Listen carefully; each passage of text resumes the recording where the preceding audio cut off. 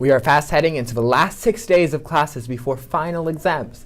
Our wellness ambassadors make a return appearance, Festival of Lights needs your help, and Panther football team earns a #1 seed. All of this and more coming up next on the Panther Morning News.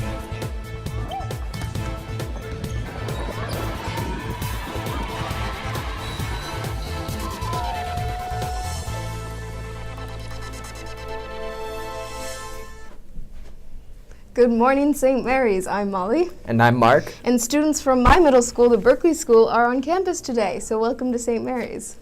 And in student life news, we start off right away with a news of finals exam. Our T1 final exams are scheduled to take place next week as follows. Next Thursday finals are periods 2, 3, and 1. And then on Friday, 4th and 5th, and makeups. Students with 3 final exams scheduled for Thursday, November 17th may request to move 1 final exam to take place during 0 period from 1 to 2:30 p.m. on Friday, November 18th.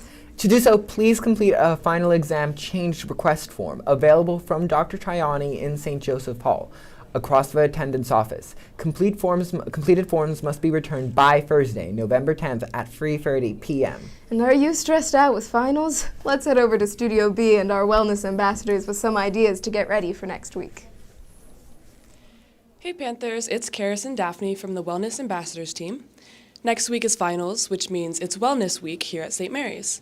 To help you guys feel prepared and stay focused during this stressful time, we will be sharing tips with you here on announcements this week.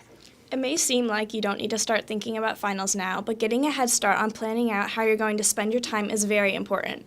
Start to think through your different projects, tests, and papers that are due on finals week. It's never a good idea to ignore work until the last minute, so write down what each class's final is and what needs to be done to be prepared. Start with your most challenging class or the final that requires the most work or studying and get it out of the way. Be sure to talk to your teachers, utilize A-block and mandatory study periods to visit teachers and ask questions before final tests and projects are due. Your teachers are here to help you and they want to see you succeed. Stay tuned for more info this week. Now back to announcements. Don't miss the fall music concert this Wednesday, November 9th at 7 p.m. in the auditorium featuring intermediate band, advanced band, and chorus. Admission is free.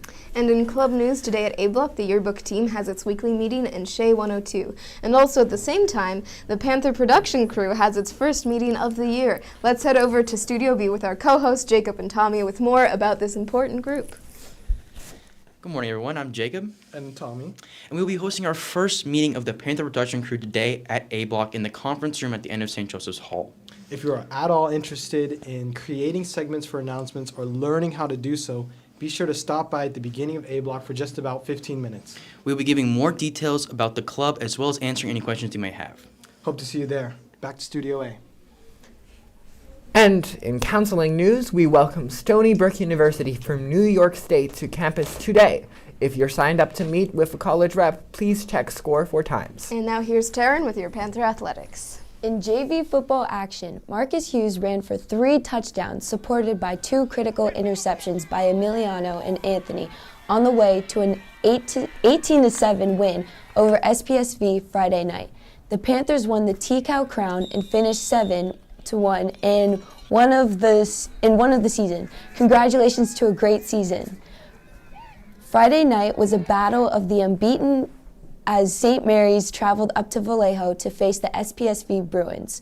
After the first drives for both teams went nowhere, St. Pat's got on the scoreboard first and missed a crucial 2-point conversion. The Panthers then drove down the field to go ahead on the 23-yard run by junior Samadi Scott.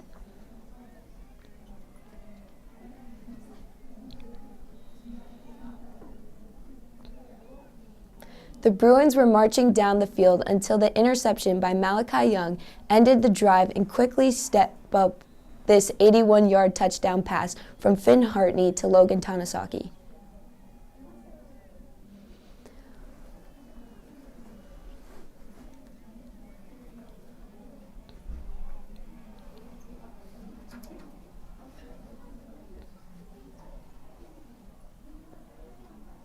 The Bruins scored again to end the first half with the Panthers up 14-12.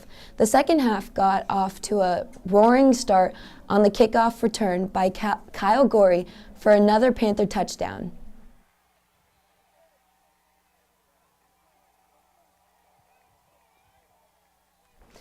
The Panthers keep the pressure on touchdown the second half with a couple of key interceptions by Logan and Alejandro that keep the Bruins from regaining the momentum.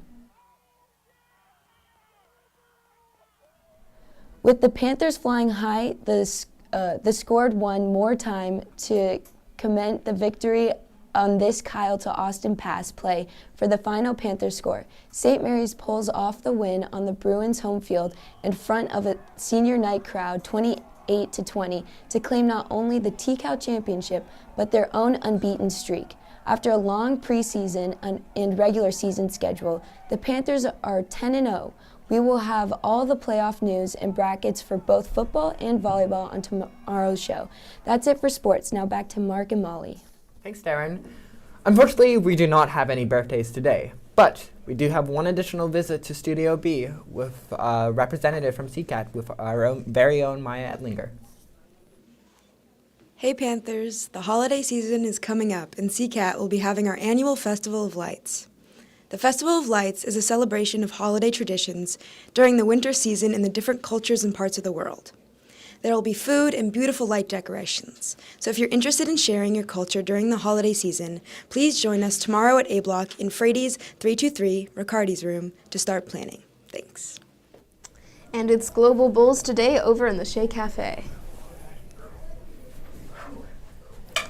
And students, at this time, please follow the link you received via email to complete the survey for your school counselor or college counselor, respectively. And that's it for today. Sparkle on, St. Mary's.